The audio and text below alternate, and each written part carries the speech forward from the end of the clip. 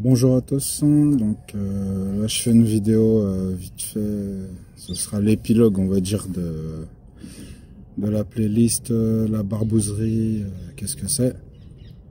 Donc bon, c'est pour cette vidéo j'ai pris des notes parce que pour éviter de me disperser dans la vidéo, parce que j'ai remarqué des fois, voilà, des fois j'avais tendance un peu à m'éparpiller, donc je vais essayer de structurer la vidéo là.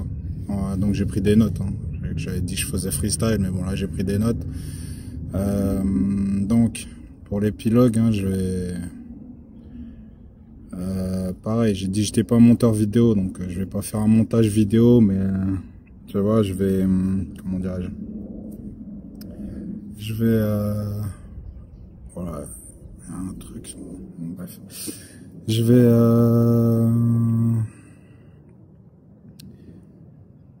oui, je vais faire donc la vidéo, je mettrai des petits morceaux choisis de mes précédentes vidéos, voilà, pour éviter de répéter ce que j'ai déjà dit, hein. Bon bref, donc pour l'épilogue, donc on va dire un petit renseignement sur la cible, hein, bon, et l'entourage, hein, ce que je vous avais expliqué, recherche de casserole ou de biscuits, voilà, hein, sur toi et ton entourage, bien sûr. Déjà aussi, pareil, hein, quand les barbouzis de course, ben après, cherche à savoir à qui t'as raconté ton histoire, hein, bien sûr. Donc après, en fonction des personnes à qui t'as raconté ton histoire, il faut aussi vérifier, bah voilà, si ton histoire elle s'est pas propagée dans la nature. Et donc là, voilà, je vais te donner quelques exemples qui peuvent être, voilà, qui sont variables, on va dire, mais donc ouais, voilà.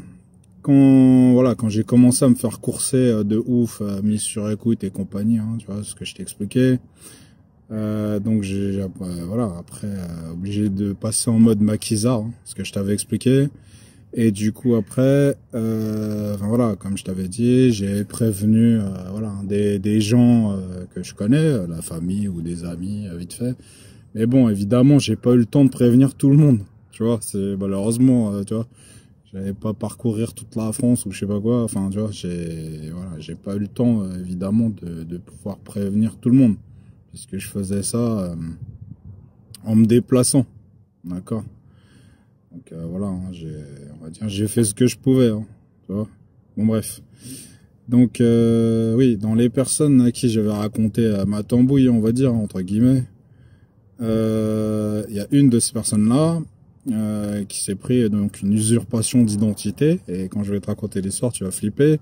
L'usurpation d'identité, les gens qui ont usurpé son identité, écoute bien l'histoire, hein, ils ont réussi à aller à sa banque, faire un crédit à la consommation et acheter une voiture, mon gars. T'imagines? Je rigole là, mais en fait c'est même pas marrant. Comment tu te dis comment c'est possible? Enfin déjà, comment c'est possible? Parce que tu vois, ils ont pas fait le crédit en ligne, ils se sont pointés à la banque. Je sais pas comment ils ont fait, tu vois, mais voilà. Et comment dire?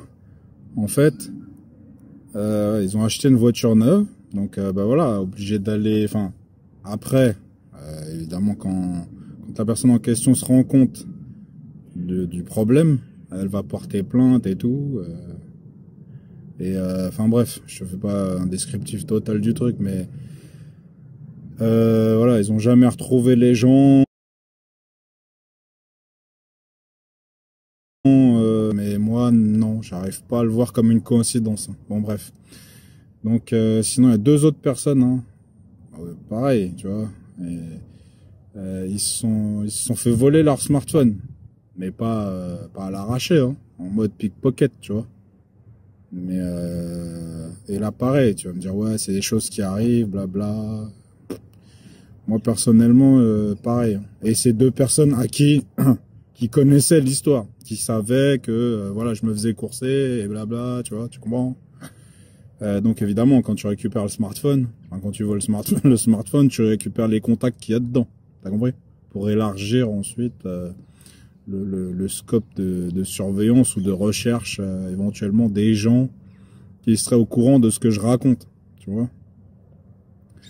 C'est pour ça que je te dis, attends, et c'est pour ça que je t'ai dit en fait que obligé de passer en mode maquisard et d'appeler personne en fait, tu vois, pour éviter justement que les barbouzes se mettent à les courser, tu vois.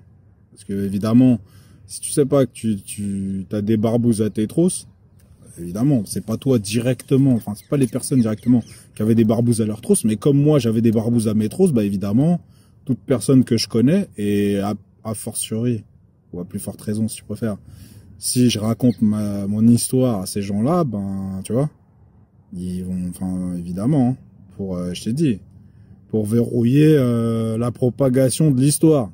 Bon bref.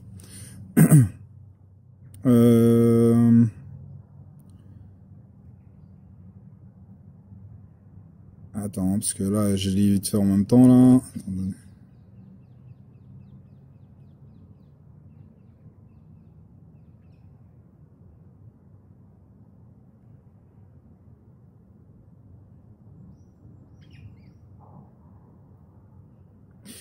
Ouais. Donc, pour le dernier taf où je suis passé, là. Qui était forcément, enfin, tu vois, l'endroit où j'étais, le bureau où j'étais, enfin, tu vois, c'était forcément un truc de barbouze, hein, je te le dis. Hein. De mon point de vue, c'est ça. Hein. Et je vais t'expliquer le truc. Hein. Genre, le commercial qui m'a placé sur cette mission, là, enfin bref, qui m'a placé, c'est vite dit, hein, parce que...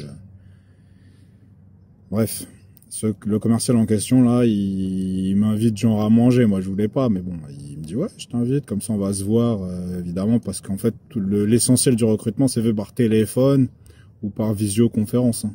Donc, il me dit, ouais, je t'invite un jour, on va manger.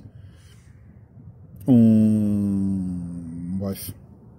Donc, j'y vais, hein, je lui dis, bah, tu vois, il y a un centre commercial, on peut aller dans le centre commercial, comment dire, on va manger dans un resto qui se trouve dans le centre commercial, quoi. Tu vois. Bon, il était pas très chaud pour aller dans un centre commercial.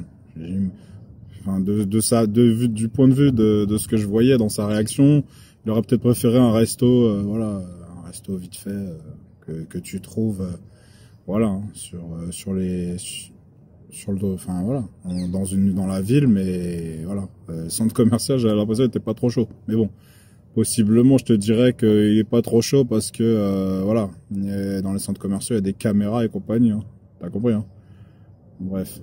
Parce que, voilà, lui-même, je sais même pas qui il est. C'est une barbouze, c'est une continuité de barbouze, je sais pas, tu vois. Bon, bref. Oui, puis c'est pareil, hein. Je mange avec lui. Tu vois, les questions, mon vieux, enfin, tu vois, c'est pour un premier déjeuner, je dirais d'affaires, entre guillemets, hein, si on peut appeler ça comme ça. Les questions qu'il me pose, c'est des questions personnelles. Hein. Excuse-moi, mais tu vois, genre, enfin, tu vois, on peut toujours considérer que ça fait partie d'une discussion platonique, si tu veux. Hein. Mais bref, il me pose des questions personnelles quand même. Et notamment, oui, enfin, tu viens de quel pays voilà. Et est-ce que tu as de la famille dans ce pays ça fait combien de temps tu y as été est-ce que tu y vas souvent? Enfin, tu vois. Mais dans la discussion, hein, il m'enchaîne pas toutes les questions comme ça, mais voilà, moi, quand je concatène les questions directes, je dirais personnelles, entre guillemets, c'est ça. C'est ce que je viens de te dire là. Donc c'est pareil. Hein. Si je suis parti récemment dans le pays d'origine, qui est jamais autre chose qu'un département français en fait. Mais bon, c'est pas voilà, c'est pas en métropole. Mais du coup, bref, voilà, tu comprends. Hein. C'est pour pareil. Moi, je me pose la question, c'est pas pour savoir si voilà, mon histoire, elle s'est pas étendue au-delà des frontières de la France, hein, tu vois. Enfin, bref. Donc c'est pareil, hein. Là quand je suis sur le site aussi, les collègues, les questions qu'ils me posent, voilà, hein, c'est des questions aussi. On n'est même plus en interview là, c'est des questions directes. Et je te dirais que pire que ça, vu que les mecs, je les ai pas tous rencontrés en même temps, bah évidemment, chaque fois qu'il y en a un qui vient et que j'avais pas encore vu, tu vois, parce que voilà, il me repose les mêmes questions que les autres. Et même des fois, je te dirais pire que ça, le même type, un même gars me repose des questions qu'il m'a déjà posées en fait. Moi, je te le dis, hein. C'est pour ça que je te dis là, c'était même pas en mode interview là, c'était en mode, tu vois, en mode, voilà, on te questionne quoi. Et je te dirais pire que ça, t'as presque l'impression c'est un questionnaire de garde à vue, t'as vu? Genre, on te pose plusieurs fois la même question, voir tu sais, si tu dis la vérité. T'as compris? Comme t'as vu dans les films, hein. Le mec, quand il se fait cuisiner, se fait poser la question 50 fois, jusqu'à temps qu'il se trompe dans la réponse, ou tu vois, il omet de dire un truc, ou il rajoute un truc, et du coup on lui dit, ah mais en fait, ton histoire elle tient pas debout, parce que, voilà, il y a des trucs manquants, ou il y a des trucs en plus, t'as vu? Bon bref.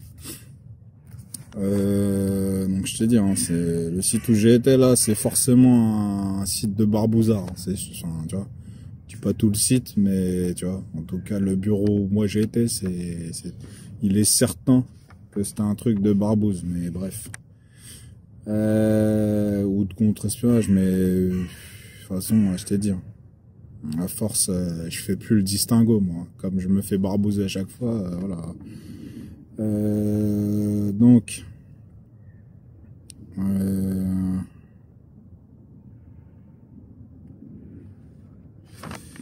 Ok.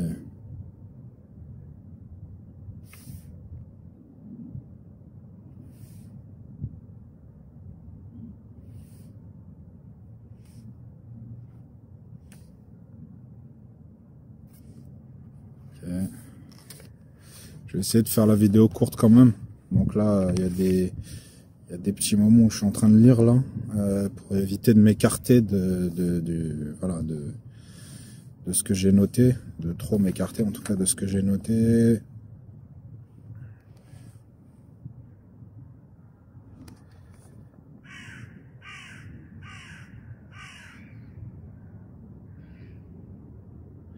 Oui, voilà, donc pour te dire, hein, parce que voilà, comme j'ai déjà dit, il y a des gens qui vont me dire ouais, mais en fait, c'est toi, tu vois.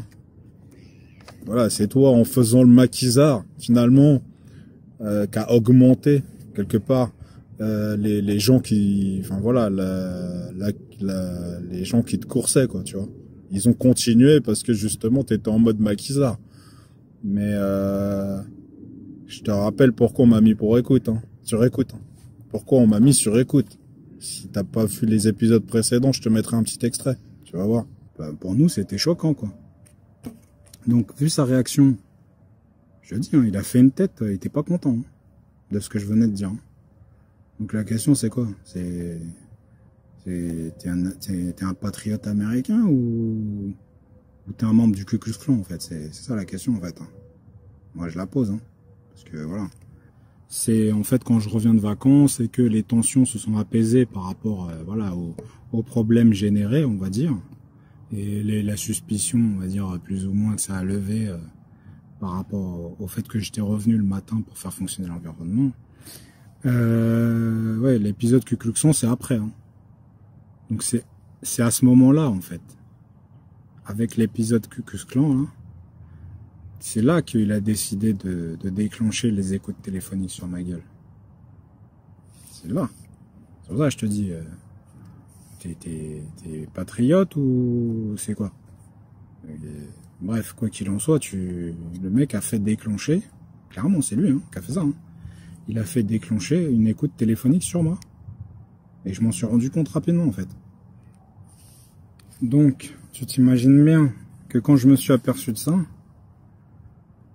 si le gars a le pouvoir de déclencher ça sur toi, une écoute téléphonique, voilà, tu sais pas ce qu'il peut faire d'autre. Hein. Donc tu sais pas d'où il vient non plus. Hein. Quand je dis tu sais pas d'où il vient, c'est simple. Hein. À quel service t'appartient, mon gars? Donc le motif pour lequel on me met sur écoute, Voilà, tu vois, quand ça se passe comme ça, là, directement, je suis obligé de passer en mode maquisard. Tu comprends? Parce que, vu le motif, là, pour lequel j'avais été mis sur écoute, t'imagines bien qu'après, s'il met sur écoute tes contacts, voilà.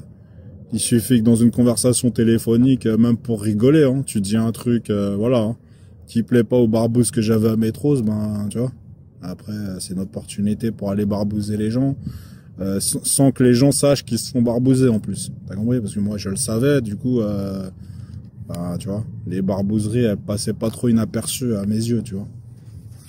Mais quand tu le sais pas, et que t'es mis sur écoute comme ça par une équipe de barbouzes, bah, en fonction de ce que tu vas dire au téléphone, possiblement ils vont venir te barbouzer, tu vois. En fonction de ce que t'as dit, tu vois. Bon, bref.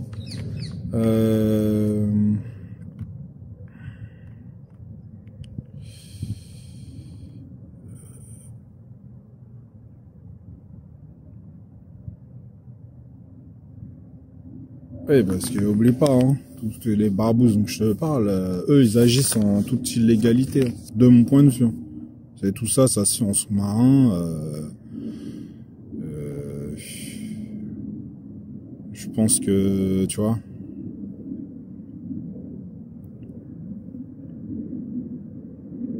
À mon avis, les autorités, enfin, à minima, ils doivent savoir un petit peu qu'il y a des histoires comme ça, enfin, tu vois, qu'il y a des trucs comme ça qui se passent, c'est obligé, tu vois. Mais après, comment contenir le truc, ouais, je sais pas, hein, tu vois. Bref.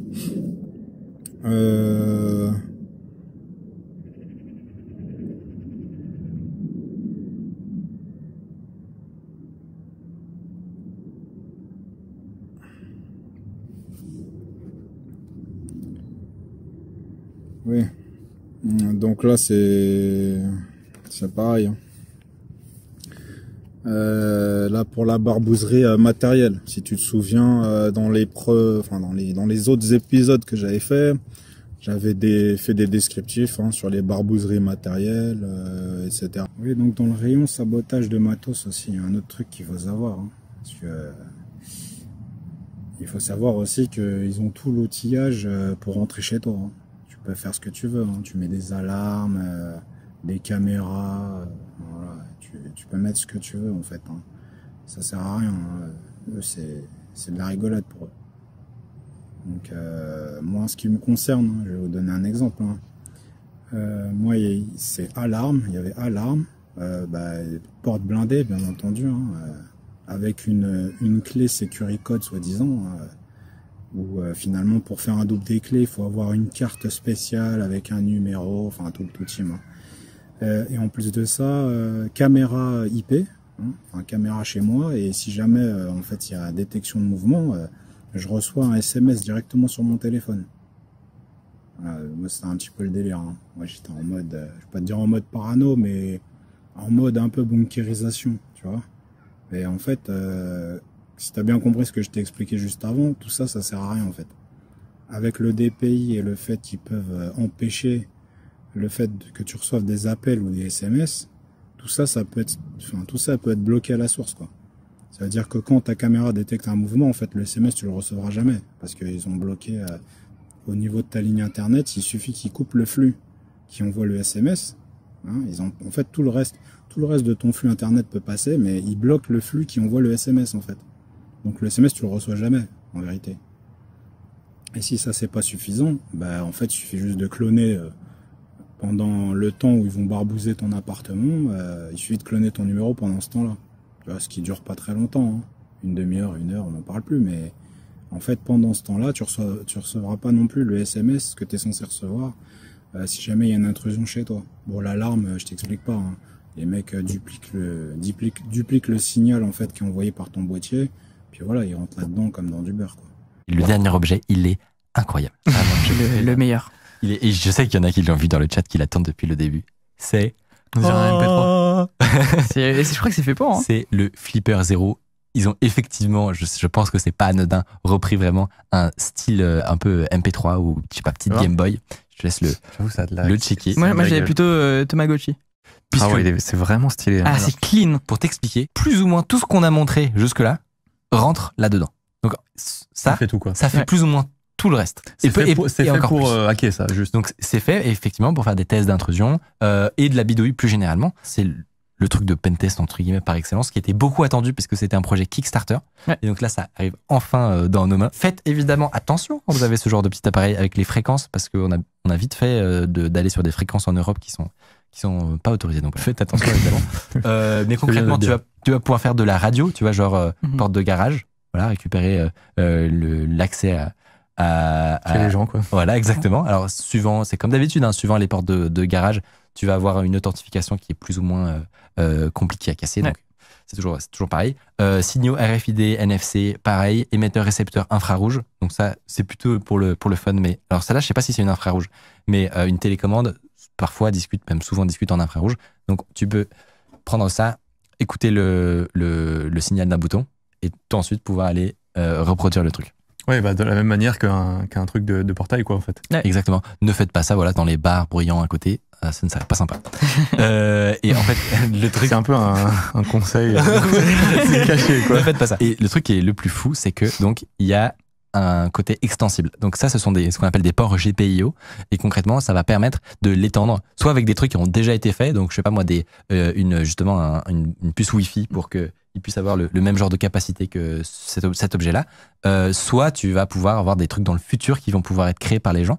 Surtout que il a l'énorme avantage d'avoir son code parfaitement open source. Donc actuellement, tu peux aller toi-même modifier son firmware, ajouter des fonctions, etc. Okay. Ce qui est juste dingue en fait. C'est un couteau suisse quoi. Ouais, c'est vraiment une. Ça c'est vraiment un outil super cool pour bidouiller et tout ça, mais en fait il faut voir aussi au-delà de l'aspect cybersécurité, c'est pour du développement électrique plus quand on travaille avec des cartes, des choses comme ça. En fait c'est un système basé sur du Unix dessus. Je me rappelle plus exactement de la distribution, mais en gros tu peux l'utiliser pour débugger, c'est-à-dire vraiment tester tes cartes. Ouais. Et des choses comme ça. Et en fait, c'est plus qu'un outil juste de cybersécurité, c'est vraiment le but. Une toolbox, quoi. Ouais, c'est un couteau suisse pour que tu fasses tout ce que tu veux sur toutes les fréquences, en électronique, sur des choses comme ça. Donc, c'est vraiment trop fun, quoi. Il y a des gens qui ont trouvé que le hublot de chargement d'une Tesla, bah, c'était pas sécurisé. Bon, c'est pas la fin du monde, mais du coup, il y a des gens qui s'amusent à utiliser le flipper pour ouvrir les hublots des Tesla des propriétaires et ça les rend fous. Parce qu'en fait, ils voient le truc s'ouvrir et ils ferment. Il réouvre comme ça et sur ça. T'as des vidéos comme ça. Genre, alors, faites-le pas, vraiment, c'est pas autorisé. Mais qu'est-ce que c'est drôle! Et pour la porte, tu me diras, la porte blindée, comment ça? Y a pas d'effraction. Ben non, il n'y a pas d'effraction. Mais en fait, je pense, hein, je pense que je me trompe pas en plus. Hein, les barbouzes qui vont écouter cette vidéo, ils savent sûrement de quoi je parle. Mais à mon avis, ils ont un appareil qui leur permet, hein, comme dans les films, hein, je croyais que des fois dans les films c'est de la rigolade où ils abusent. Non, à mon avis c'est pas de l'exagération. Ils ont un appareil qui permet en fait de tester en fait, toutes les possibilités sur ta serrure jusqu'à trouver en fait la bonne forme de clé en fait. Tu vois? Et ça, je te le dis, à mon avis, en 2 ou 5 minutes c'est plié. Hein. Avec un appareil efficace, c'est fait. Mais bon. En bon service de barbouze qui sont, ou même de renseignement, peu importe, hein, ils peuvent très bien aller voir directement le fabricant de ta serrure. Hein. Et je t'ai dit, hein, ils n'ont pas de règles. Hein. Quand ils déboulent quelque part, tout le monde tremble. Hein, je te le dis. Hein. Ils déboulent quelque part, les gens ils sont en panique 2000 là-dedans, direct. Hein. Ça veut dire, ils vont voir le fabricant de ta serrure et lui disent ouais, on suspecte ce gars-là d'être un terroriste ou je sais pas quoi. Bah, en fait, l'autre, il va leur faire la clé, hein. Directement.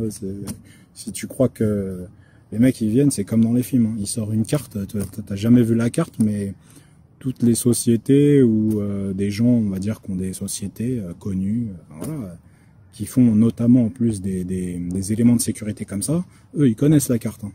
L'autre, il sort sa carte spéciale, voilà. On a besoin du double des clés de telle personne, tel numéro de clé, voilà. Et le double des clés, là, clairement.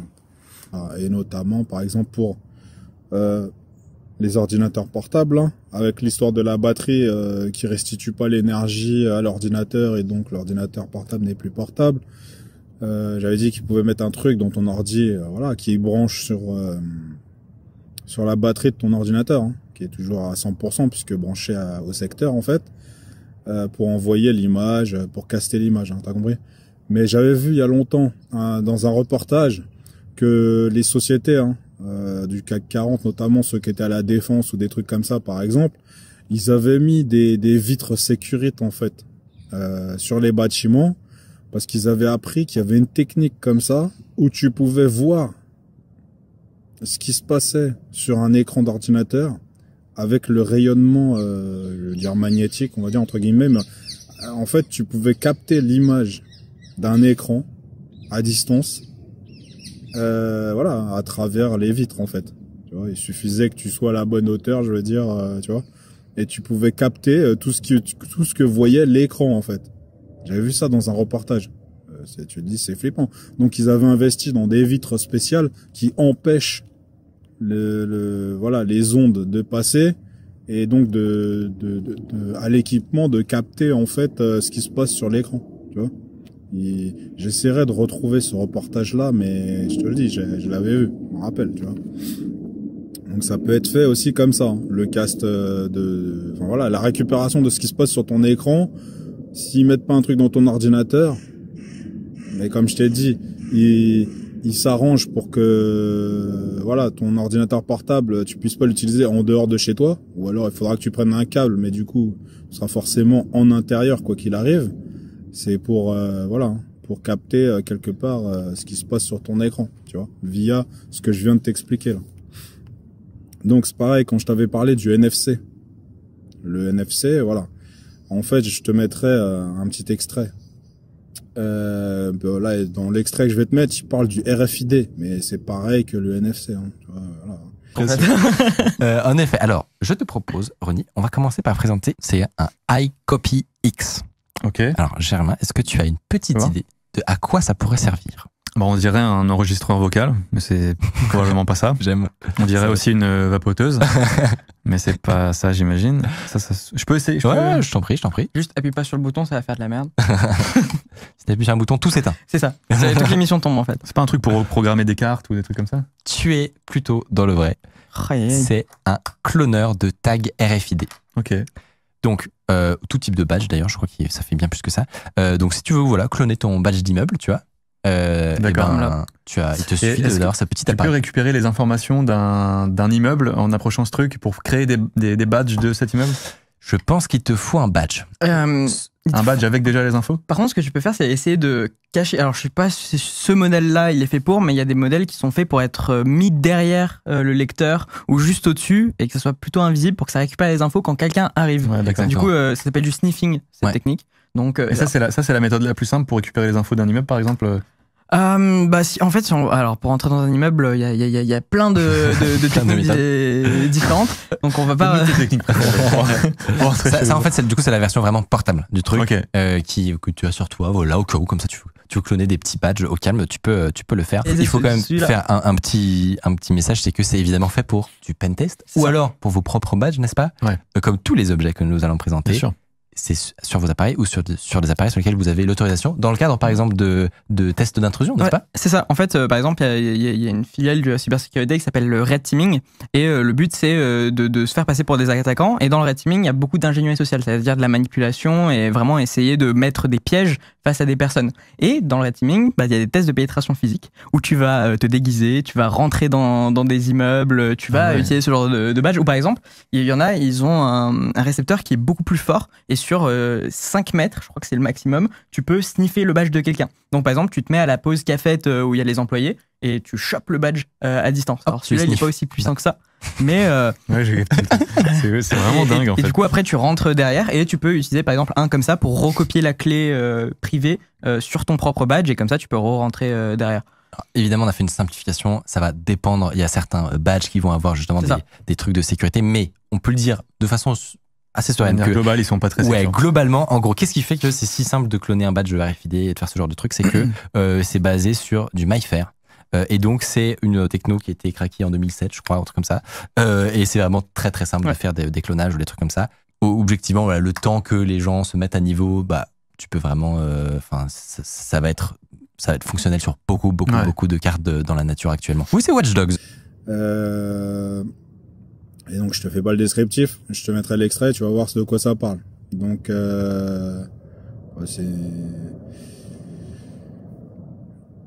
Et donc, oui, pareil, hein, avec le Wi-Fi. Je te donne des exemples vite fait, mais quand je vais vous mettre les extraits, tu verras. Le Wi-Fi, tu verras les possibilités, tu vas halluciner. Donc, tu vois, pour pas que tu crois que je raconte n'importe quoi quand je fais mes vidéos, là, je vais te mettre des extraits. Là, c'est pas moi qui le dis, c'est d'autres personnes, avec exemple à l'appui. L'objet suivant, c'est le Wi-Fi Pineapple. Et concrètement, c'est une toolbox, donc enfin une boîte à outils pour faire de l'attaque Wi-Fi. Ok. Donc avec ça, tu peux faire vraiment tous les types d'attaques les plus connus sur des réseaux Wi-Fi. Tu vas pouvoir récupérer, donc tu sais, sur des sécurités plus traditionnelles, WPA, WPA2, etc. En gros, ça te permet de récupérer ce qu'on appelle le handshake. On passe les détails, mais ça te permet de faire du brute forcing dessus ensuite. En gros, tu sniffes une partie du mot de passe, et ouais, c'est ça. Et en gros, tu brute force, mais en local. C'est-à-dire que tu t'authentifies pas sur le Wi-Fi. C'est-à-dire que tu as chopé une partie du mot de passe et tu essayes de le décoder sur ta machine. Et du coup, tu peux faire masse de travail en plus par rapport à si tu essaies de te connecter à chaque fois en distanciel, quoi. Et ça, tout le monde peut le faire, quoi. Et ça, tout le monde peut le faire avec des petits outils très faciles. Et en vrai, c'est passionnant. Je vous invite vraiment, si ça peut être une bonne initiation à la cybersécurité, c'est d'utiliser des outils comme ça. C'est des trucs. Souvent, ça va être relativement facile d'accès. Il y aura pas besoin vous n'allez pas comprendre tout ce que vous faites forcément. Faites attention, n'est-ce pas, hein. Mais ça peut être un bon point d'entrée, honnêtement, pour aller ensuite aller sur des attaques plus avancées. Donc, quand tu dis ça, c'est là, c'est genre tu dis aux gens, vous allez voir, c'est pas très dur de choper le Wi-Fi de son voisin, quoi. Bah, en gros, ce qui se passe, c'est que le voisin, non. Il faut pas. On est d'accord, il faut pas. Mais ça dépend de plein de choses. Par exemple, ça dépend de est-ce que tu as du WPS activé. Je sais pas si tu vois le petit bouton. Ouais. Et ben ça, c'est pas forcément hyper conseillé de le laisser activer parce qu'en vrai, tu as des attaques qui marchent plutôt bien là-dessus. Le meilleur truc à faire avec ça, c'est qu'en fait, il peut impersonnifier un autre Wi-Fi et déauthentifier l'autre. C'est-à-dire qu'il envoie masse de requêtes sur un Wi-Fi. Du coup, il le down et après, il se fait passer pour le Wi-Fi et il attend que quelqu'un se connecte au nouveau Wi-Fi faux parce que du coup, ils se font fait déconnecter et là, il chope tous les mots de passe. On appelle ça aussi un rogue access point.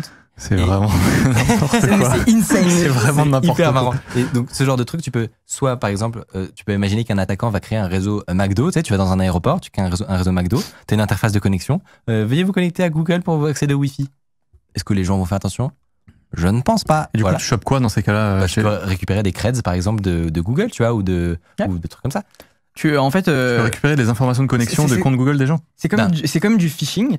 Mais sauf que c'est un phishing où il y a un scénario qu'ils viennent juste de se connecter à un Wi-Fi. Et du coup, par exemple, tu peux dire pour vous connecter au Wi-Fi, il faut que vous utilisez vos comptes Google. Et là, du coup, en fait, dans leur scénario, ils veulent juste Internet. C'est toi qui le maîtrise le routeur. Tu affiches ce que tu veux, tu vois. Donc tu peux dire, voilà, vous êtes dans un aéroport, vous allez devoir vous connecter à votre compte. C'est ça. Oh, putain, tu fais confiance, tu vois.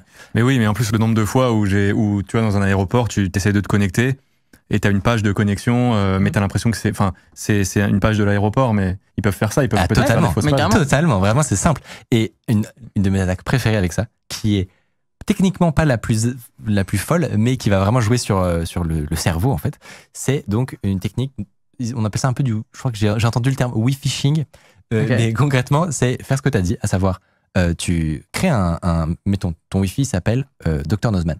Moi, je vais créer un nouveau réseau qui a exactement le même nom. Je vais forcer les appareils qui sont sur ton réseau à quitter le tien. Donc, c'est de la désauthentification, c'est ce qu'il expliquait.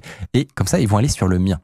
Et ensuite, ce que je vais faire, c'est que je vais simuler une pop-up de connexion Wi-Fi. Et donc ça, là... Ouais, d'accord, je vois, très bien. Ouais. En réalité, la boîte en bas à droite, ce n'est pas Windows. Ouais. Ça a été simulé dans le site. Et toi, tu mets ton mot de passe dedans et c'est vraiment tu viens de te faire pawn. Donc pareil, hein, avec quand je t'avais expliqué là, voilà, hein, quand t'es au boulot, si tu pars faire pipi ou je sais pas, tu pars faire quelque chose, chercher un café, je sais pas, tu reviens, s'il y a une barbouze qui a connecté une clé USB sur ton PC, et c'est pareil, hein, quand je rentre le soir, je rentre avec le portable. Je le laisse pas traîner au bureau. Des fois qu'il y a un petit malin qui passe avec une clé USB pour le verrouiller. Hein. Je te le dis tout de suite. Hein. Bon bref, les barbouzes savent très bien de quoi je parle. Hein. Et les renseignements aussi, en vérité. Hein. Dans l'extrait que je vais mettre juste après là, tu vas comprendre de quoi je parle. Le prochain qu'on va vous présenter, c'est un Bash Bunny. Alors, c'est ce petit objet-là. Un Bash Bunny, en fait, c'est l'outil parfait pour les tests de pénétration physique. En gros, tu peux, dedans, écrire du code malveillant qui va, par exemple, exfiltrer les données de la machine ou des choses comme ça. et tu peux après rentrer la clé USB sur un ordinateur et ça va se faire passer pour un clavier qui va exécuter toutes les commandes que tu mets dedans. Ok. Et celui-là, en fait, à la base, il y a un modèle qui s'appelle le Rubber Ducky. Très célèbre. Très célèbre, qui, même dans les séries, Mr. Robot, etc. Ouais, Mr. Robot, ils en parlent. C'est le genre de truc qu'ils utilisent. Et ça, c'est le modèle du tube. Okay. En gros, là, il y a carrément de l'exfiltration possible sur le réseau. Ça veut dire que c'est pas seulement tu rentres et ça se fait passer pour un clavier, mais par exemple, il peut après exfiltrer les données, il peut le garder dans sa propre mémoire. Tu peux avoir plusieurs payloads, c'est-à-dire plusieurs types d'attaques et de commandes à faire. Et avec le switch qu'il y a là, je sais pas si on voit à l'écran, mais il y a un switch et en fait, on peut changer de payload en payload. Et donc, c'est archi puissant. C'est assez insane. Ouais. En fait, c'est basé sur un principe hyper bête qui est que un ordinateur, par défaut, fait confiance aux périphériques de contrôle. Donc, on les appelle les HID, Human Interface Device. Et de base, tu n'as pas... Alors, parfois, certaines entreprises vont essayer de faire des listes blanches, tu sais, pour autoriser seulement le matériel officiel. Mais ce genre de truc se contourne facilement. Ouais. Et en réalité, un ordinateur fait confiance à un clavier. Tu te dis, bon, très bien, quelqu'un peut taper des trucs sur ma machine. Mais en fait, avec un clavier, tu peux tout faire. Tu peux tout faire. Donc, tu sais, tu fais les bonnes... Vraiment, tu ouvres le terminal. Le code dont parle Ronnie, si tu regardes ligne par ligne, tu vas voir, il va faire commande R, il va ouvrir le CMD, il va envoyer des commandes pour potentiellement, je sais pas moi, télécharger un cheval de Troie ou un truc comme ça. Et vraiment, c'est marrant à lire ligne par ligne, puisque c'est vraiment de l'automatisation de frappe de clavier. Et encore pire, quand si t'es au boulot des fois et que tu charges ton téléphone. Tu branches ton téléphone sur une prise et puis genre même si tu laisses pas ton téléphone dans la pièce, tu sors faire quelque chose, je sais pas quoi, bah ils peuvent remplacer ton câble. Ils remplacent ton câble, c'est le même câble mais en fait il y a un dispositif dedans qui est miniaturisé mais qui offre des possibilités. Là, je vous mettrai un exemple aussi. L'objet suivant que je vous propose de regarder, c'est celui dont je vous ai parlé au début, son petit nom. C'est l'OMG Cable. Et concrètement, ça embarque notamment la technologie qu'il y avait dans celui-là. Donc cette histoire de simuler des injections de clavier, ils ont réussi à le miniaturiser au point que ça rentre là-dedans. Et donc tu as ce petit outil que tu viens brancher dessus et qui va te permettre de paramétrer, d'injecter justement ton payload, donc ta suite de touches de clavier qui va te permettre de ensuite pirater ta victime. Tout simplement. Okay. Terrifiant, n'est-ce pas? Ouais, c'est abusé. Surtout que là, tu le vois, tu te dis pas... il faut pas se bourrer de câble, en fait, vraiment. Non, mais ce truc, il est encore plus puissant, puisque tu peux, genre, par exemple, le faire tomber, quelqu'un le récupère, et s'il est dans ta zone, tu peux te connecter au Bluetooth dessus et taper sur son clavier, sur ton téléphone, en temps réel. Et tu peux changer, par exemple, là, tu veux taper tel truc, tu scrolles dans ta liste de trucs que tu as déjà écrit sur ton appli, et tu fais tac, et c'est bon, ça lance l'attaque. Et tu peux recroll. Voilà, on a une petite démonstration ici d'un OMG Cable. Et concrètement, la personne est actuellement en train de taper sur son ordinateur en passant par son câble.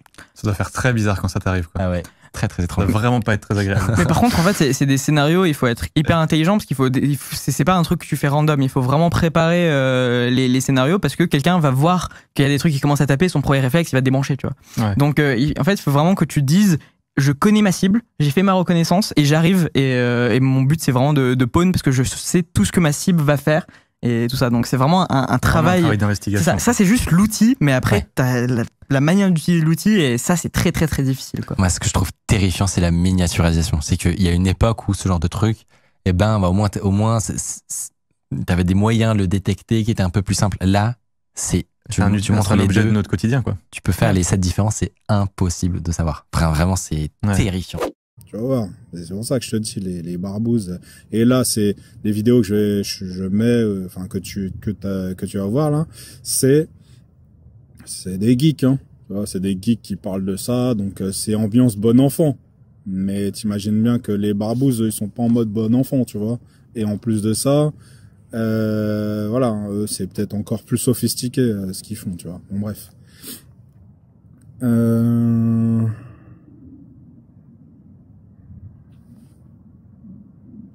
Donc barbouzerie au taf, je reviens pas dessus. J'ai déjà donné plein d'exemples par rapport à ce qu'ils faisaient ce qu'ils faisaient. Après, tu fais marcher ton imagination, tu vas comprendre les possibilités. Voilà, notamment quand tu travailles en informatique. Là, C'est la foire à la saucisse, j'ai envie de te dire. Bon, bref. Oui, pareil, bon, pour les vecteurs, bah, t'as compris, hein. C'est exactement ce que je t'ai expliqué tout à l'heure. Les vecteurs, si tu te souviens ce que je t'ai dit, je remettrai un petit extrait pour que tu te rappelles les vecteurs c'est quoi. Voilà. C'est ça, hein. Si te mettent sur écoute, après ils récupèrent tes contacts, après ils écoutent ils écoutent les gens que tu connais et que tu contactes souvent, et notamment en plus si t'as raconté ton histoire à ces gens-là, voilà. Après s'ils trouvent des casseroles sur ces gens-là, après ils les transforment en vecteurs. Si c'est possible, hein, bien sûr. Et bah le gars en question là que je t'ai dit qu'il s'était transformé en vecteur, selon moi. Oui, lui, je lui avais raconté, hein. Évidemment, je lui avais expliqué tout ça, voilà. Donc t'imagines bien.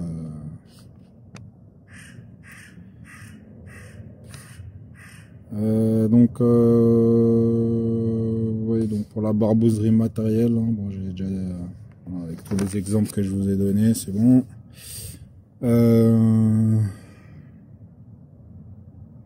Oui.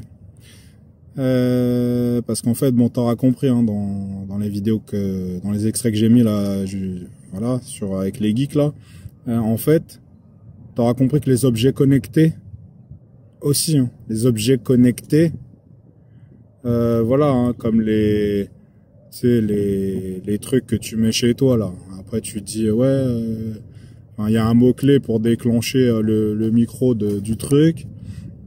Et après tu parles et tu lui demandes ouais bah joue-moi la playlist, voilà, ma playlist préférée, des trucs quelle est la météo, enfin voilà, des trucs du quotidien, ou même allume les lumières, enfin voilà, des trucs comme ça, de la domotique en fait.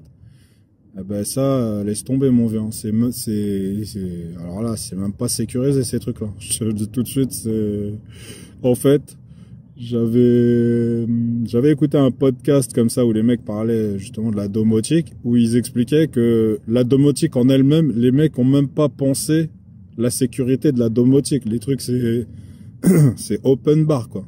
Franchement c'est pas du tout sécurisé. Mais voilà, si tu me crois pas, t'auras qu'à vérifier, mais je te mettrai un extrait quand même pour que tu comprennes. Avec l'apparition des enceintes connectées et des assistants vocaux en tout genre, on s'est tous déjà posé cette question, c'est est-ce que mon Google Home ou Alexa peuvent m'écouter en permanence? Et la réponse est souvent un peu entourée de fantasmes et de flou plus ou moins entretenu par les marques en mode alors c'est nécessaire pour détecter le Hey Google, mais voilà, promis, on vous écoute jamais à un autre moment, promis.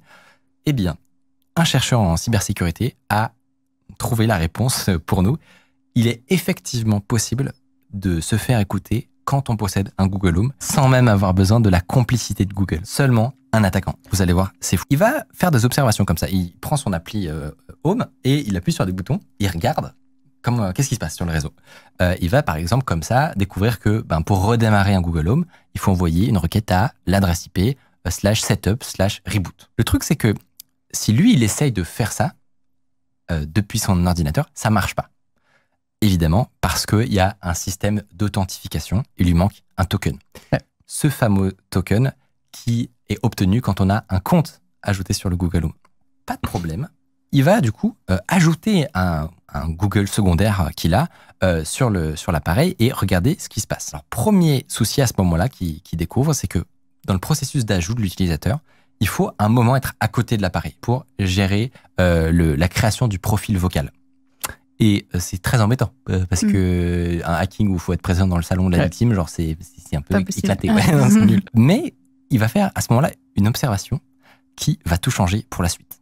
Il se rend compte que le nom de l'appli Home que tu installes sur ton téléphone Android, son nom Android, il finit en chromecast.app. Pourquoi? Parce que en fait, quand il cherche un peu, il réalise que les Google Home et les Chromecast partagent en fait exactement le même système d'exploitation. Okay. Ah. C'est un système Chromecast qui est une sorte de variation de Linux en réalité.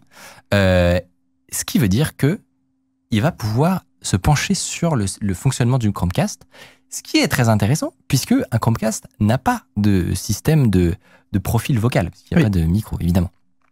Donc il va choper un Chromecast qui traînait chez lui et recommencer toute son affaire. Et là, bingo, il découvre que il arrive à voir une mystérieuse requête qui part vers clients3.google.com.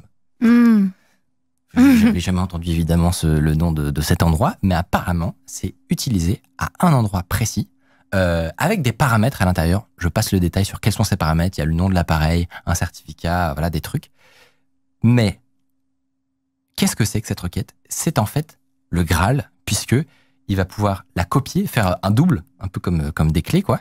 Et en mettant les infos de son Google Home à la place du Chromecast, il peut, boum, rajouter un nouvel utilisateur sur la machine. Ouais. Et du coup, il n'a pas besoin de la voix. Exactement. Il n'a pas besoin d'être là. Et là, vous vous dites peut-être, ok, super, tout ça pour ça, il va pouvoir lancer Spotify. Genre, quel est l'intérêt? Et bah, détrompez-vous, vous allez voir que, en fait, c'est bien pire que ça. Une fois que vous êtes un utilisateur enregistré dans la Google Home, vous pouvez, par exemple, créer ce qu'on appelle des routines. Alors, si vous en avez déjà utilisé un, vous savez qu'il y a un système pour déclencher des actions automatiquement, par exemple, à certaines heures de la journée. Et ça veut dire quoi? Ça veut dire que, déjà, à distance, juste avec une fois que son compte est ajouté, il va pouvoir déclencher n'importe quelle commande Google Home arbitraire. Il va évidemment pouvoir manipuler tous les objets connectés qui sont connectés sur le réseau. Donc, ouvrir votre garage pour vous cambrioler, j'en sais rien. Tu peux ouvrir les portes, là. Ouais, vous réveillez toute la nuit avec... la lumière. C'est sympa, les domotiques. Avec du Skrillex, en faisant tout clignoter, bon, par exemple. Mais lui, Matt, il veut aller plus loin. Ce qui l'intéresse, c'est, par exemple, pouvoir vous écouter pendant que vous n'êtes pas au courant. Parce que c'est une grosse fouine. Et en fait, il regarde que si, en installant une appli sur le Google Home, alors, c'est pas très important, mais ils ont un système d'application, de marketplace où des tiers peuvent utiliser ton Google Home. Tu peux mettre Philips Hue sur ton Google Home et ça te permettra de connecter des objets connectés. Il regarde si avec une installation d'appli comme ça peut pas lui permettre d'activer le micro et d'écouter ce qui se passe. Et en fait, oui et non. C'est-à-dire que ça lui permet effectivement d'écouter ce qui se passe après le Hey Google. Et c'est même pas vraiment l'audio qu'il reçoit, c'est la transcription. Oui. Donc, c'est pas ouf. Pas ouf du tout. Ouais. Donc, il continue à réfléchir. Et tout d'un coup, dans son cerveau, ça fait tilt. Il réalise que parmi les commandes qu'il peut faire, c'est appeler un numéro de téléphone. Ouais, ok. Et donc, qu'est-ce qu'il fait? Il lance la commande, il appelle son propre numéro dans une routine, il décroche et bam, il entend absolument tout ce qui se passe grâce au micro. En fait, il vient de transformer le Google Home en mouchard. Ouais. Et le pire dans l'histoire, c'est que le Google Home ne clignote pas, comme quand son micro est activé. Tu sais, quand tu le déclenches, normalement, il fait... Il a des petites lumières. Exactement. Parce que là, en fait, il exécute une commande. Du coup, pour lui, c'est pas activation de voix, c'est juste, je suis en train d'exécuter la commande. Du coup, c'est pas actif, quoi. C'est indiqué simplement avec un petit changement. Les lumières passent en bleu. Mais en fait, c'est discret, quoi. C'est hyper discret. Faut connaître la notice par cœur, en fait. Exactement. Tu le regardes. C'est même pas écrit dans la notice. Ah oui, super.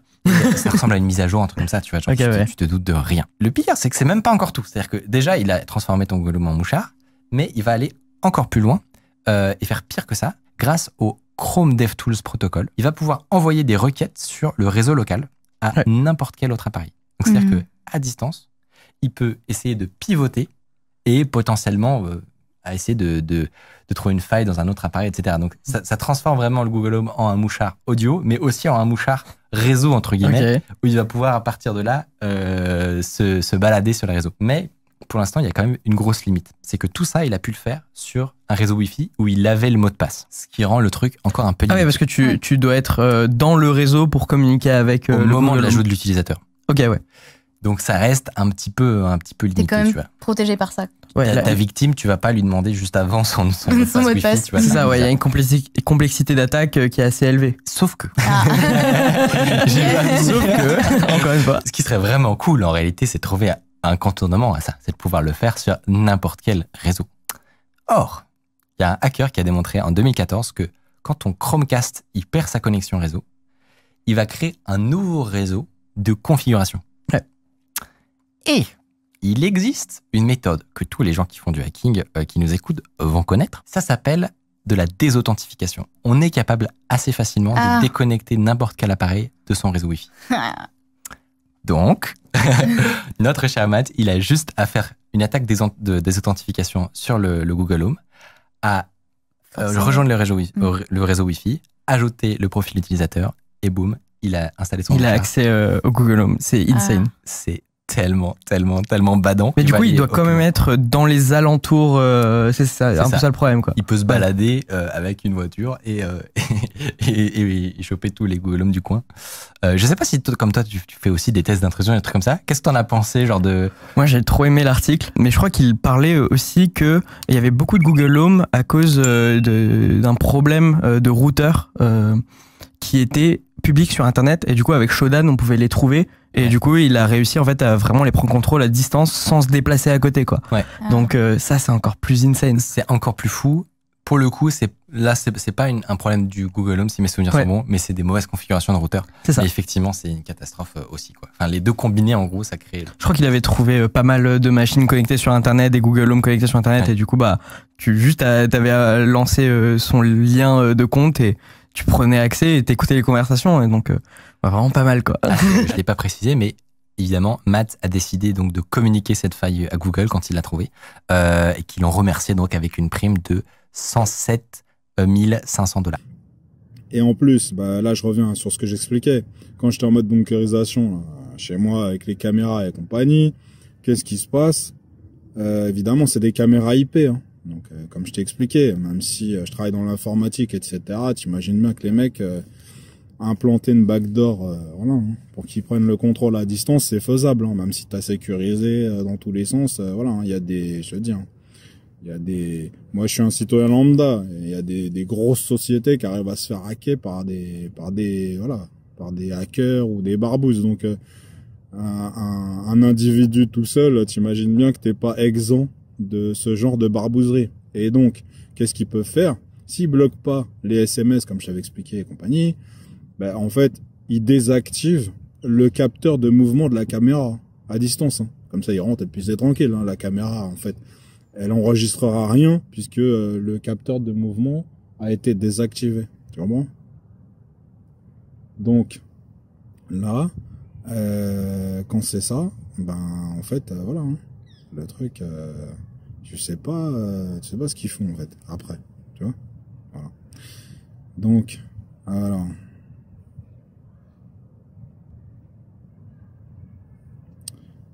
Donc, là, je vais passer sur la barboserie sanitaire, hein. Ok? Alors. Donc là, sur la barboserie sanitaire, bon, j'ai déjà expliqué les trucs, hein. Attends, parce que là, il y a un gars, là.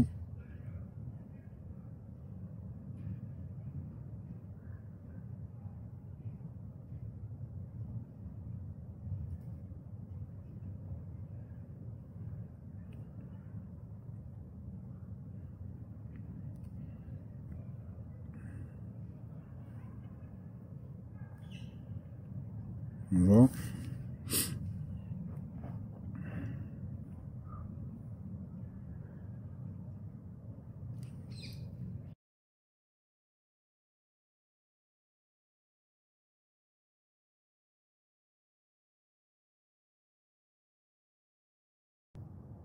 Ok, bon là je me suis déplacé parce que voilà, ça fait, j'ai dit, là je viens, je vais pas te dire, il est tôt le matin là, tu vois, et il fait super froid, tu vois.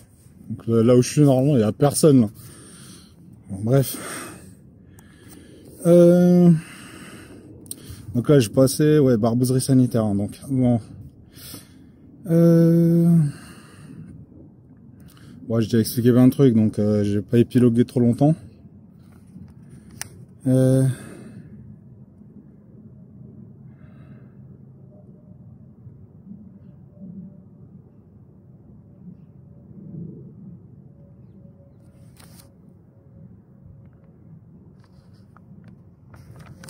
Attends.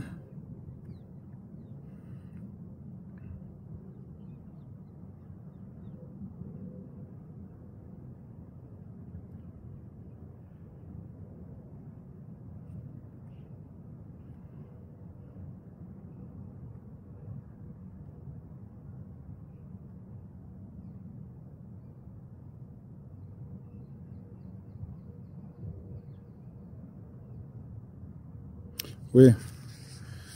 Donc à ce niveau-là, hein, la barbouzerie sanitaire, d'après moi, hein, tu vois, en fait, il y a En vérité, il y a une espèce de guerre souterraine. Tu vois ce que je veux dire? Une espèce de guerre souterraine entre les barbouzes, les contre-barbouzes, espions, enfin tout ce que tu veux.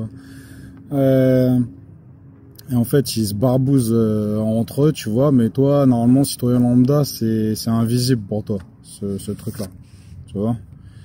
Normalement, c'est invisible. Mais à mon avis, au bout d'un moment, voilà, en fonction des tensions internationales ou je sais pas quoi, enfin bref, quand ça devient un petit peu plus tendu à l'international, d'accord, ben en fait ce qui se passe, c'est que voilà, la guerre souterraine en fait elle finit par déborder, en fait comme un fleuve qui sortirait de son lit, ou tu vois ce que je veux dire, enfin tu vois, inondation, enfin tu comprends. En fait, des fois, la guerre souterraine, elle déborde. Comment? Elle déborde, en fait, sur la société civile. Et en fonction du débordement sur la société civile, bah, tu vois. Après, je pense qu'il y a des citoyens lambda, voilà, qui peuvent être des dommages collatéraux de cette guerre souterraine. Tu comprends? Et là, je dis ça parce que, à mon avis, voilà. Hein, évidemment, t'imagines bien que tes gouvernants, hein, ils peuvent pas t'expliquer qu'il y a une guerre souterraine et que tu peux être, tu vois, une victime collatérale de cette guerre souterraine, tu vois. Et donc, quand cette guerre souterraine, elle monte en intensité, d'accord, ben, en fait, il faut pouvoir, j'ai envie de te dire, expliquer aux gens ce qui se passe, mais sans leur dire que, en fait, tu vois, en fait, c'est une guerre de barbouzes et, tu vois, voilà. Tu sais même pas c'est quoi exactement les objectifs des uns et des autres, mais dans tous les cas, voilà. Quand t'as une épidémie ou un truc comme ça, et tu vois, comme je l'avais expliqué, hein, je reviens pas là-dessus, mais bon voilà. Et je te dis ça parce que pour les histoires de turnover hein, aussi. Hein. Quand tu bosses dans l'informatique, les histoires de turnover et compagnie. En fait, voilà, je sais pas. Faudrait peut-être vérifier aussi des fois ces histoires de turnover là. Pourquoi il y a des turnovers et qu'est-ce qu'ils deviennent les gens après qu'ils soient sortis du site ou tu vois. Bon bref. Donc de toute façon, je te dis ça parce que je suis un parallèle. En 2008-2009, ouais, 2009 on va dire, 2008, ouais 2008 on va dire, 2008, mais de toute façon il y a une continuité toujours. En fait, à cette époque-là, en 2008, et moi à cette époque-là, j'ai pas conscience de la barbouzerie, tu vois. Bref. Et le site où j'arrive, la responsable du site, elle me dit quoi? Elle me dit je sais plus comment elle m'annonce le truc, et genre elle me dit ouais, il y a un incroyable turnover en ce moment, tu vois. Bref, elle me dit ça, ok, bon, je me dis, j'imagine les mecs qui viennent, ils font la mission, ça leur plaît pas, ils se barrent, tu vois. Puis voilà. Et donc à cette époque-là, hein, il y a aussi eu hein, une histoire d'épidémie. Bon, à l'époque, c'était la grippe aviaire, mon gars. Si tu te rappelles, c'était le H1N1 à l'époque. Hein. Et donc, je te dis ça parce qu'à cette époque-là, je m'en rappelle, on nous avait demandé, nous les admins, de faire des documentations genre de niveau 0. Et les documentations de niveau 0, c'est genre même la femme de ménage hein, qui vient nettoyer les locaux, il faut qu'elle puisse dérouler une procédure. Hein. Ça, t'imagines hein. Ça veut dire quelqu'un qui connaît pas l'informatique, il fallait qu'il puisse piloter certaines choses du site. Voilà, si jamais il y avait tous les informaticiens, ils étaient tous malades ou je sais pas quoi, enfin tu vois, à cette époque-là. Hein. Donc, est-ce qu'à cette époque-là, il n'y avait pas une guerre de barbouzes qui était montée en intensité et du coup, bah, tu vois, il faut bien expliquer aux gens qui sont des citoyens lambda qu'en fait, tu vois, peut-être ils tombent malades, mais bah, c'est parce qu'il y a un virus, tu vois. Je dis pas, hein, il y avait peut-être un virus, enfin, l'opportunité, oublie jamais, c'est ça, tu vois. Mais de toute façon, jamais les autorités vont t'expliquer qu'il y a une guerre souterraine comme ça. Ils vont jamais expliquer ça aux citoyens lambda, hein, parce que évidemment le citoyen lambda il risque de s'énerver peut-être, tu vois. Bon, bref.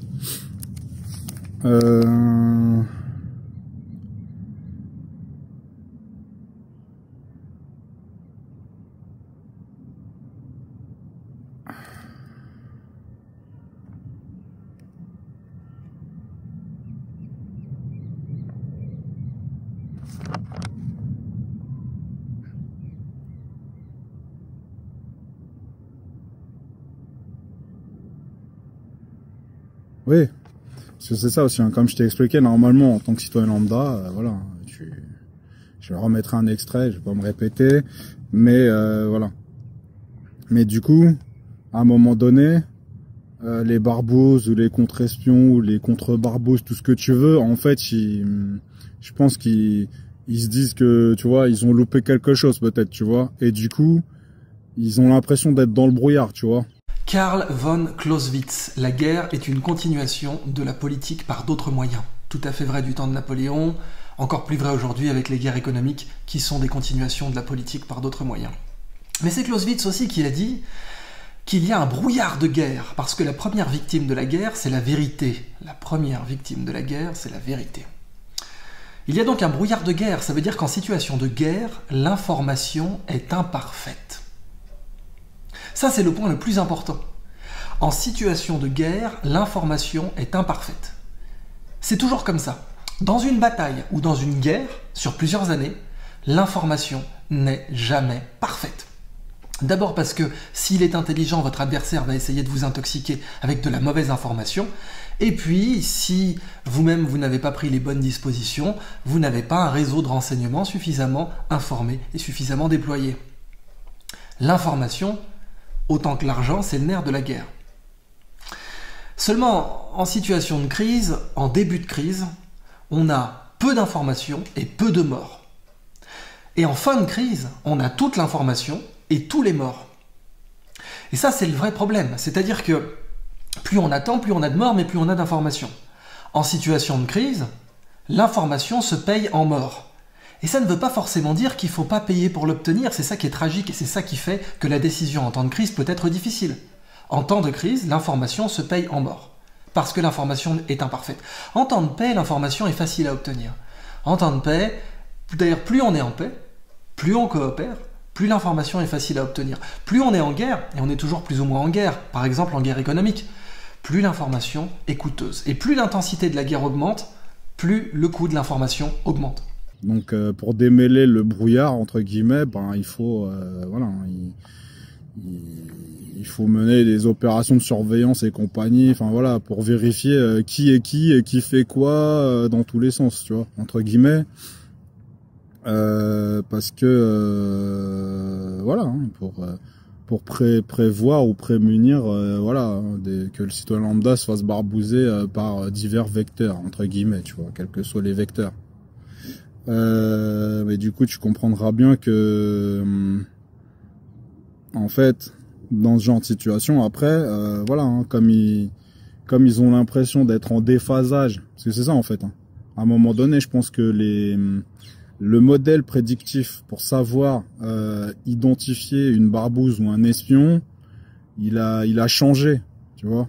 Je sais pas s'ils l'ont fait évoluer depuis l'époque de la guerre froide, mais tu vois, le modèle a forcément changé puisque les gens maintenant ils sont aguerris aux nouvelles technologies, tu vois, parce qu'il y en a au quotidien les nouvelles technologies. Donc de toute façon, la société ayant muté entre guillemets, ben tu vois, les comportements ils ont évolué aussi. Et du coup, ben c'est pareil, comme je t'ai expliqué. Si t'es plus qu'un citoyen lambda plus et que tu comprends que tu te fais barbouzer, bah du coup tu vas peut-être te comporter en voilà, comme je t'ai expliqué, les esquives et tout, mais du coup les mecs ils pensent que peut-être t'es une barbouze ou un espion, enfin tu vois. C'est ça en fait. Mais voilà. Donc du coup, avec les confinements là, tu vois. Tous les gens, ils étaient obligés soit d'utiliser que de l'internet, donc pour faire de la visio ou machin, ou les téléphones portables, enfin voilà, hein, donc tout sous fiche, tout le monde sous fiche classifié, j'ai envie de te dire, dans telle ou telle catégorie, en fonction de ce que tu dis au téléphone ou voilà, en fonction des sites où tu vas, enfin voilà. Et, le problème c'est ça aussi, tu vois, surtout si en plus derrière tu mets un espèce d'automate qui fait ça, pas une IA, je vais pas te dire une IA, mais tu vois, c'est des ordinateurs, voilà, qui vont classifier les gens ils vont ranger les gens par catégorie, tu vois. Après en fonction de la catégorie où tu te trouves, les mecs, voilà, ils vont décider de pousser l'investigation plus loin ou pas, tu vois. Bref. Mais du coup, tu vois, t'imagines le risque hein, quand c'est comme ça. Hein. Quand tu tapes des mots-clés sur Internet, tout ça, voilà, les mecs après, ils peuvent partir en sucette tout seuls dans leur tête en fonction de ce que tu tapes sur, voilà, en fonction des mots-clés que tu vas mettre dans ton moteur de recherche, je sais pas quoi. Enfin, voilà, tu peux vite atterrir dans une catégorie bizarre. Hein. Le gouvernement s'est mis à coucher avec toute l'industrie des télécommunications dans les années 40. Et ils ont tout affecté. Ils pénètrent dans ton compte en banque, tes données informatiques, tes emails. Ils mettent les téléphones sur écoute. La moindre fréquence et le moindre fil. Plus on est branché technologique, plus c'est facile pour eux de tout mettre en fiche. Le meilleur des mondes, il paraît. Je te le dis. Hein. Bon, bref.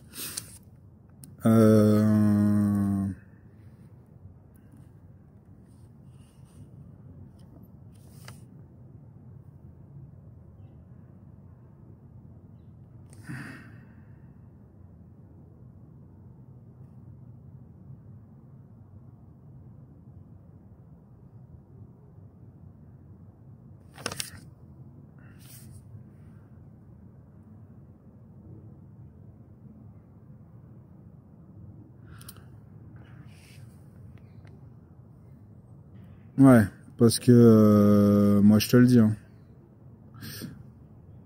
Bon bref, je vais pas épiloguer sur le site où j'étais récemment, mais voilà, c'est un site de ventilation, selon moi. Bon bref, pas épiloguer là-dessus, parce que voilà. Mais t'auras compris, hein. Là comme tu vois, je t'ai dit, les guerres souterraines là, du coup à un moment donné ils se mettent à courser des barbouzes ou des espions dans tous les sens. Et du coup, quand t'arrives comme ça sur un site comme ça, oui, parce que bon, je vais quand même te donner l'exemple. Moi, le site où j'étais, je te le dis, en l'activité, j'avais le sentiment que c'était factice. Voilà, c'est le sentiment que j'avais. Du coup, tu comprendras bien qu'en plus, vu que j'étais un admin, je suis un admin système, voilà, tu mets un admin système ou un ingé système sur une activité, genre de technicien d'exploitation, tu comprendras bien que tu vas t'ennuyer. Tu vois ce que je veux dire, dans la journée. Tu vas t'ennuyer dans la journée, et comme tu vas t'ennuyer, bah forcément tu vas peut-être vaquer à tes occupations que tu fais quand tu t'ennuies. Mais évidemment, si t'es un petit, on va dire entre guillemets, un hacker en herbe, ou tu vois ce que je veux dire, un white hat, on va dire. Tu vas commencer à essayer de bidouiller des trucs, enfin tu vois, comme ça, pour t'amuser, tu vois, je sais pas, pour t'amuser, voilà, comme ça quoi. C'est ça. Hein. Ben en fait, eux, ils vont croire que t'es un espion peut-être ou une barbouze, tu vois. Et bon, bah si t'es un black hat là, c'est encore pire quoi, tu vois. Mais du coup, c'est pareil. Vu que comme je t'avais expliqué dans la vidéo précédente que j'avais l'impression qu'il y avait des casseroles sur les serveurs, enfin, il y a des trucs qui marchaient pas, tout ça. Il faut bien comprendre que les espions, eux, ils aiment bien les sites où il y a du chaos comme ça sur les environnements. Quand c'est le chaos sur les environnements, c'est une opportunité pour dissimuler leurs petites activités. Tu vois, quand il y a des trucs, voilà, les trucs sont pas très bien configurés, et les trucs partent en sucette tout seul, enfin tu vois, c'est une opportunité de masquer leurs petites activités quand c'est des espions ou des barbouzes, tu vois. Mais voilà, et comme c'était le sentiment que j'avais là-bas, que c'était le chaos, bah, selon moi, c'est plus un chaos organisé, c'est-à-dire c'est un pot de miel. Je sais pas c'est quoi le pot de miel dans l'informatique, j'essaierai de trouver un exemple. Et bien, yo les potes, c'est qui? J'espère que vous allez bien. En tout cas, moi, ça va nickel. Alors, aujourd'hui, on va parler honeypot.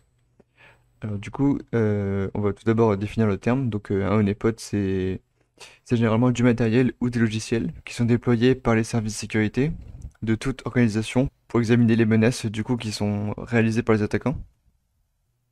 Les honeypots, ils agissent habituellement comme appât pour, du coup, recueillir les infos sur les attaquants. Et comme ça, le honeypot va récolter les informations et pouvoir permettre au système réellement visé de pouvoir se protéger contre les attaquants. Donc par exemple, si l'attaquant ici, lui, souvent, bah, la plupart du temps, il attaque par le biais d'Internet.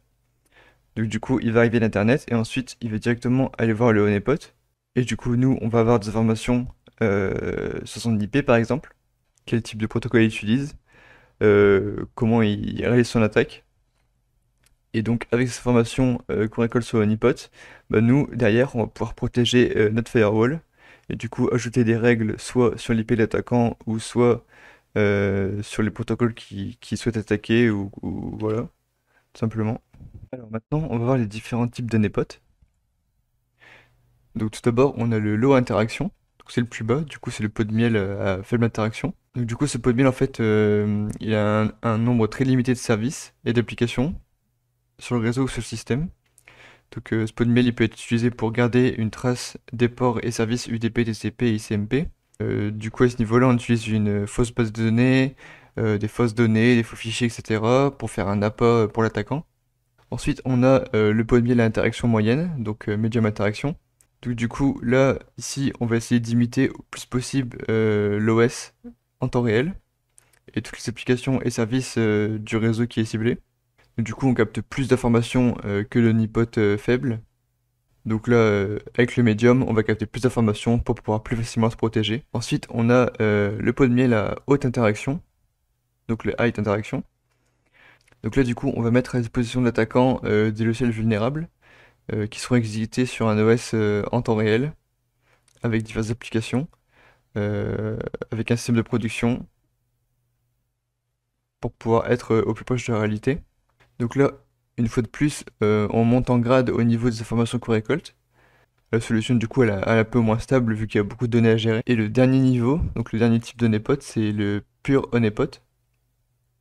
Donc là, c'est un honeypot qui imite carrément l'environnement de production réelle d'une organisation, pour pouvoir faire croire à l'attaquant qu'il est véritablement dans le réseau de l'entreprise. Ensuite, une fois que l'attaquant il va tenter de trouver une vulnérabilité, l'organisation elle va être alertée. Et donc pour pouvoir corriger assez rapidement les problèmes qu'il rencontre. Et du coup, parmi tous ces types de honeypot, on retrouve deux types principaux. Du coup, on a un pot de mail de production et un pot de mail de recherche. Le pot de mail de production il est généralement installé au niveau du réseau de production d'une organisation pour permettre de trouver les différentes vulnérabilités ou des potentielles attaques internes qui pourraient être présentes sur le réseau en interne. Donc pouvoir corriger par la suite les attaques réalisées sur le honeypot. Et du coup, le pot de miel de recherche, c'est un pot de mail à forte interaction. Et lui, son objectif, en fait, c'est simplement pour la recherche. Donc on va mettre un pot de miel comme ça dans le vide, en fait, sans vraiment de but.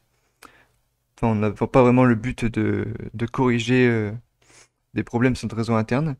Le but, du coup, c'est de analyser comment se comportent les attaquants.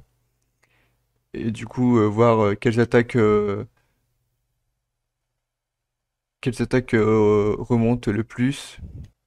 Et voir du coup les modes opératoires des différents attaquants. Alors maintenant, on va rentrer plus en détail dans les différents types de honeypot. Donc on peut décliner 6 types de honeypot. Donc on a un honeypot malveillant. Donc ça, c'est le genre de pot de miel qui sont utilisés pour pouvoir ajouter un malware dans un réseau. Donc le but de ce pot de miel, en fait, c'est de piéger les potentiels logiciels malveillants qui sont introduits dans un réseau. Donc le but, c'est d'attirer l'attaquant ou tout logiciel malveillant pour lui permettre d'effectuer certaines attaques qui peuvent être utiles pour comprendre le modèle de l'attaque. Ensuite, on a le email honeypot. Donc ce honeypot, en fait, c'est des adresses électroniques, des fausses adresses électroniques qui sont utilisées pour attirer les attaquants à travers Internet. Le but, du coup, c'est d'analyser les courriels reçus, voir quel type de fraude ils emploient. Et du coup, de quelle manière les mails de phishing sont abordés. Et pour pouvoir se protéger par la suite. Et par exemple, bloquer les différents domaines s'il y a une URL malveillante, par exemple. Ensuite, on a les databases honeypot. Donc les honeypots de base de données. Donc ces pots de miel, en fait, ils mettent en production des bases de données réelles qui sont vulnérables. Par exemple, vulnérables à des injections SQL. Le but, c'est inciter l'attaquant à lui faire comprendre qu'il y a des informations sensibles sur le serveur, comme des cartes de crédit ou des emails ou plein d'informations sensibles. Et du coup, lorsqu'on va voir l'attaquant faire ces différentes démarches, et ben, on va pouvoir se protéger derrière de la méthodologie employée par le hacker. Ensuite, on a le Spider honeypot. Donc ce pot de miel, il est installé dans le but de piéger les bots qui scannent du coup tous les serveurs en recherche de vulnérabilité, etc. Donc le but, c'est également se protéger de ce genre de bots et comprendre comment ils fonctionnent. Ensuite, on a le spam honeypot, donc le honeypot pourriel. Ce pot de miel, en fait, il se compose de faux serveurs de courriel pour attirer les spammers et exploiter les différents éléments de courriel vulnérables. Et donc, du coup, un peu à l'image du email honeypot, voir un peu quelle est la méthodologie des pourriels, etc. Et pour finir, le honeynet, honeypot. Donc en fait, comme son nom l'indique, c'est un réseau de pots de miel qui sont installés dans un environnement virtuel et isolé, avec divers serveurs pour enregistrer les activités des attaquants et comprendre les menaces potentielles. Mais du coup, je vais te le faire simple. Si tu scriptes ça vite fait en informatique, ça te donne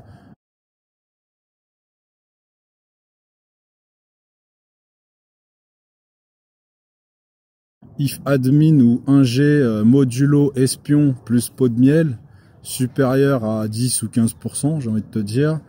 Zen, ventilation, tu vois, c'est un peu le délire. Hein. Voilà, donc en gros, si le pot de miel il prend, c'est-à-dire que voilà, hein, si t'es un mec qui fait des petits trucs bizarres, voilà, hein, quand t'es chez les clients ou quand même tu travailles directement pour une entreprise, voilà, mettre un truc pot de miel, et toi tu vas croire que le truc c'est super facile à hacker. En fait non, tu te fais prendre la main dans le sac, j'ai envie de te dire. Bon bref. Mais là c'est pareil, hein. Quand j'explique ça là, du coup, allez pas vous imaginer que comme je les ai topés, enfin non, c'est pas ça. Et moi je t'ai dit, je suis pas un voleur ou je sais pas quoi. Mais du coup, tu comprendras que je suis pas stupide non plus. Je me suis rendu compte que l'activité elle était chelou, tu vois. Bon, bref. Parce que oui, hein. Dire tu fais pas venir des admins ou des ingé systèmes pour une telle activité, c'est pas cohérent. Tu comprends? Ça existe pas, ça. C'est pas possible, tu vois. Bref. Donc là, voilà.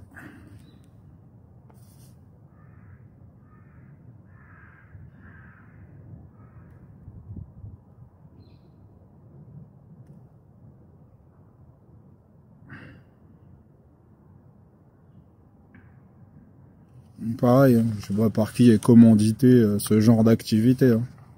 Quand t'arrives comme ça, là, ils font venir des admins système. Enfin, tu vois, je sais pas qui est le commanditaire de ce truc-là. Est-ce que c'est légitime, pas légitime, j'en sais rien. Mais dans tous les cas, voilà, j'arrive là-bas, je t'ai dit, hein, je vais me faire ventiler sanitairement pour je vais pas dire pour une connerie, mais voilà, j'active les logs, les mecs ils partent en sucette tout seuls. En tout cas, je pense que c'est ça qui les avait partir en sucette. Ou sinon, c'est ce que je t'avais expliqué là. Les captures d'écran que j'avais fait sur mon smartphone, voilà, hein, parce que j'étais en préparation de faire une vidéo, voilà, je sais pas, peu importe c'est quoi, mais de toute façon, je me suis quand même pris une barbouzerie sanitaire, hein, bref. Donc là, ouais, un petit message au citoyen lambda qui serait un informaticien. Hein. Si t'arrives sur un site et que les gens t'expliquent que il y a du turnover de fou, hein, ou que tu constates que voilà, les gens ils veulent fuir le site, parce que voilà, c'est n'importe quoi. Ouais, ben, si t'es un citoyen lambda, moi je te le dis, hein, fais gaffe, parce que tu vois, possiblement, tu vois, les mecs ils vont croire que tu fais des trucs des fois et puis en fait tu fais rien. Mais du coup, tu vois, comme ils ont pas le temps, eux sont même pas là pour enquêter. Hein, je te le dis, hein, ils sont là pour faire de la ventilation sur suspicion, juste sur suspicion. Hein, tu vois, voilà, c'est comme ça. Hein. Oui, voilà. Donc, comme d'hab, hein, faites attention à vous. Hein. Faites gaffe aux barbouzes. Hein. Allez, à plus.